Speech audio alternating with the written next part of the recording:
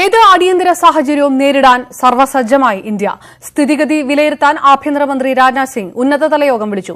പ്രതിരോധ മന്ത്രാലയ ഉദ്യോഗസ്ഥരും ദേശീയ സുരക്ഷാ ഉപദേഷ്ടാവ് അജിത് ഡോവലും ഇന്ന് 2 തവണയാണ് കൂടിക്കാഴ്ച നടത്തിയത്.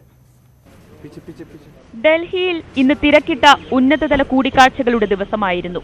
പാകിസ്ഥാൻ ഉയർത്തുന്ന ഏത് പ്രകോപനത്തെയും നേരിടാനായി ദേശീയ സുരക്ഷാ ഉപദേഷ്ടാവ് അജിത് ഡോവലും പ്രതിരോധ മന്ത്രാലയ ഉദ്യോഗസ്ഥരും രാവിലെ യോഗം ചേർന്നു.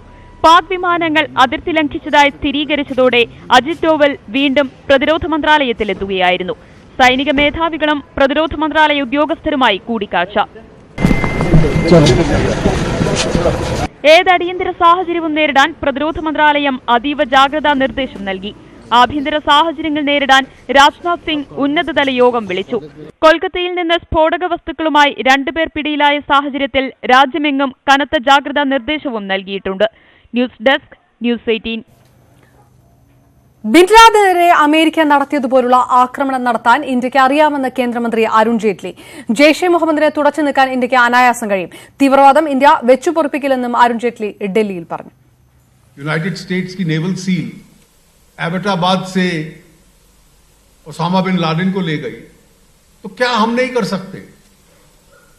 ये केवल कल्पना होती थी, इच्छा होती थी, एक फ्रस्ट्रेशन था, निराशा थी. आज तो वो भी संभव है. ഭീകരവാദത്തിനെതിരായ പോരാട്ടത്തിൽ ഒന്നിച്ചു നിൽക്കുമെന്ന സംയുക്ത പ്രസ്താവനയുമായി ഇന്ത്യയും റഷ്യയും ചൈനയും. കിഴക്കൻ ചൈനയിൽ നടന്ന ഇന്ത്യ, ചൈന, റഷ്യ വിദേശകാര്യമന്ത്രിമാരുടെ യോഗത്തിന് ശേഷമാണ് സംയുക്ത പ്രസ്താവന.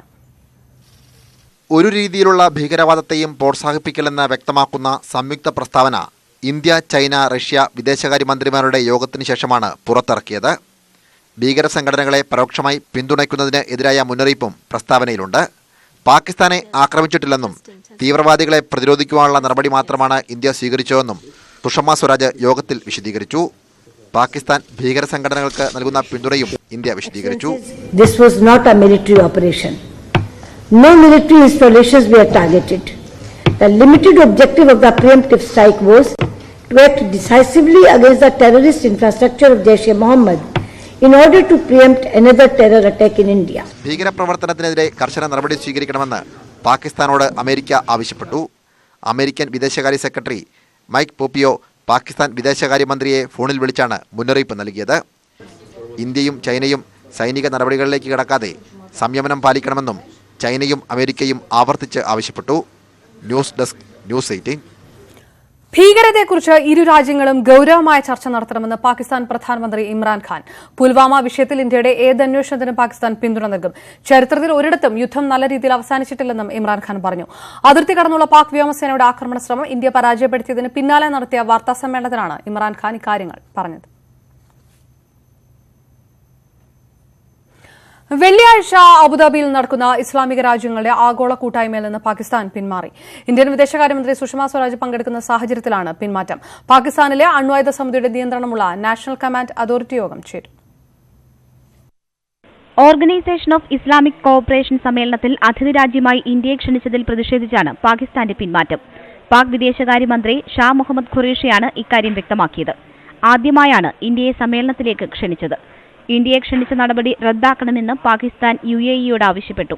പാകിസ്ഥാന്റെ സംയുക്ത പാർലമെന്റ് സമ്മേളനത്തിൽ പ്രധാനമന്ത്രി ഇമ്രാൻഖാൻ ബാലക്കോട്ട് ആക്രമണത്തെക്കുറിച്ച് വിശദീകരിക്കും. ആണവായുധങ്ങളുടെ നിയന്ത്രണമുള്ള നാഷണൽ കമാൻഡ് അതോറിറ്റി യോഗവും പാകിസ്ഥാനിൽ ചേർന്നു. ഈ യോഗത്തിലും പ്രധാനമന്ത്രിയായിരുന്നു അധ്യക്ഷൻ. കശ്മീരിൽ പാകിസ്ഥാൻ നിയന്ത്രണരേഖ മറികടന്ന സാഹചര്യത്തിൽ ചേർന്ന നിർണായക യോഗം സ്ഥിതിഗതികൾ വിലയിരുത്തി. പാകിസ്ഥാനും ഇന്ത്യയുമായുള്ള വ്യാപാര ബന്ധങ്ങൾ പൂർണ്ണമായും നിർത്തിവെച്ചു. ഇന്ത്യൻ സിനിമകളും പരസ്യങ്ങളും പ്രദർശിപ്പിക്കുന്നത് പാകിസ്ഥാൻ നിരോധിച്ചു. News desk, news 18.